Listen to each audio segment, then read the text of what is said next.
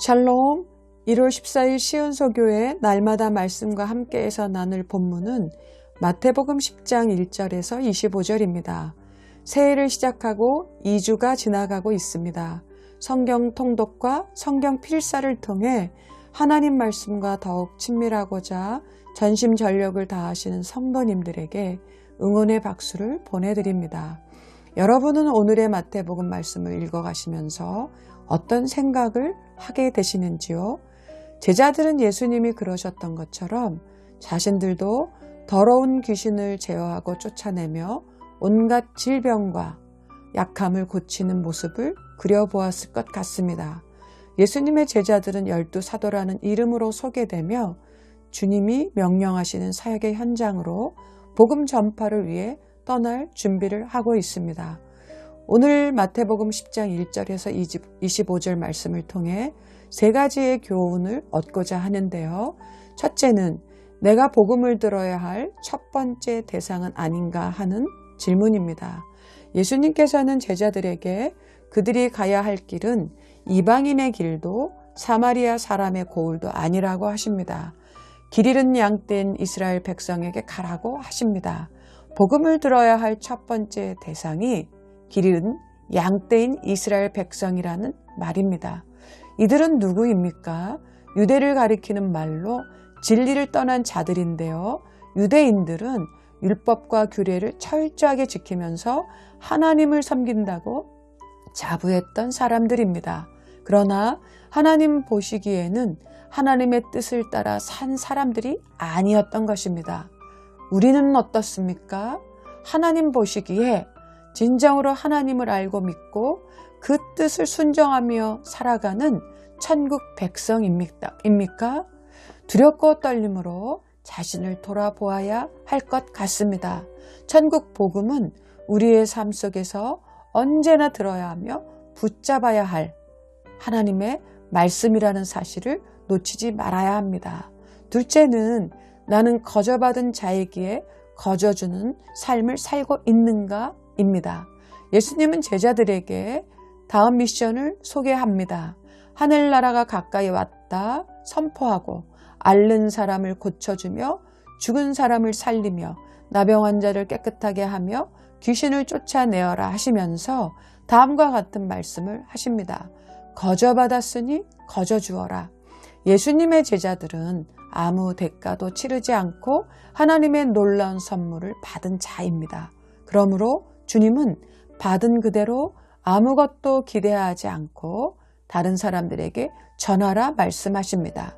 사랑하는 성도 여러분, 거저받았으니 거저주어라는 예수님의 말씀은 제자들에게만 주신 것이 아닙니다. 오늘 우리에게도 주신 말씀입니다. 우리는 누구입니까? 하나님의 선물을 거저받은 자들입니다. 아무런 대가 없이 하나님의 조건 없는 사랑 안에서 하나님의 선물을 거저받은 자들인 것입니다. 그러므로 우리 역시 거저 주어야 하는 사람입니다. 세 번째 교훈입니다. 복음 전파 사역은 주님의 사역이라는 확신을 갖고 있는가 하는 것입니다. 16절에서 보아라 내가 너희를 내보내는 것이 마치 양을 이리떼 가운데로 보내는 것과 같다.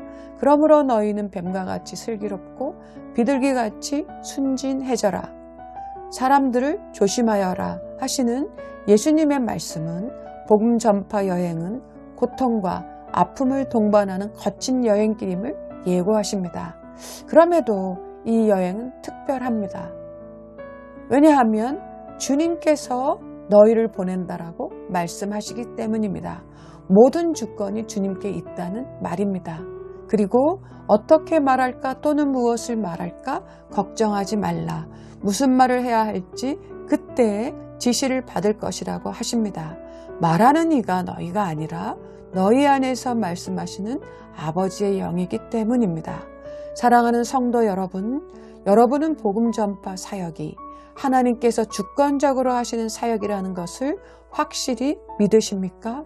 상황과 사람을 두려워하고 무엇을 말해야 할지 주저주저하고 계시지는 않습니까? 예수님과 하나님 아버지의 영이 함께 일하고 계심을 믿어야 할 것입니다. 삼위 하나님께서 복음 전파의 현장을 주관하시고 인도하신다라는 확신은 우리가 주님의 복음을 전하는데 너무나 중요한 힘이 되기 때문입니다. 코로나19로 인해 한국 교회는 참 많은 것을 잃은 것 같습니다. 그러나 모든 주권은 주님께 있다는 사실을 꼭 붙잡으시기 바랍니다. 천국 복음을 듣고 하나님을 알며 하나님 뜻에 순종하는 일에 힘쓰도록 해야 할 것입니다. 전도가 어렵지만 우리의 기본기를 다져가는 시간이 되면 더욱 좋겠습니다. 거저받은 것을 거저줄 수 있는 마음의 크기, 열정을 갖추도록 하면 어떻겠습니까? 그리고 주님의 성령 안에서 담대히 말하게 하시는 복음을 전하는 우리 삶이 되면 어떻겠습니까? 상황은 어렵고 참 힘듭니다. 그러나 하나님께서는 주권적으로 우리를 사용하신다라는 사실을 잊지 마시기를 바랍니다. 오늘도 그와 같은 은혜 안에서 하나님의 복음을 듣고 거저받았기에 거저주며 담대히 주님의 복음을 전하는 주의 제자로 살아가는 우리 모두가 되시길 축복합니다. 아멘.